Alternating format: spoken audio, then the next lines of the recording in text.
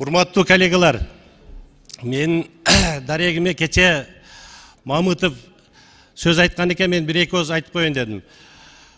Бул сот процесси 2 жылдан бери созулуп келатат. Аны Мамытов жакшы билет. Ошол жерде шайлоодон подкуп менен таза шайлоо өткөрөлү дейт, подкуп менен кармалып, иш козголуп турган жеринен колунан жетелеп келип 7-этажга жанына отургузуп алган. Бүгүнкү күнү мына акыйкат бар экен, мыйзам талаасында өзүнүн депутаттыгын тапшырып отурат. Элибизде жакшы сөз бар. Ээси кесе бейсин бер дейт. Мени 10 миңден ашык эл шайлаган. Мамытов өзүнүн алган голосуну салыштырып, анан кийин бирөөгө асылсын. Рахмат. Рахмат. Биринчи процедура.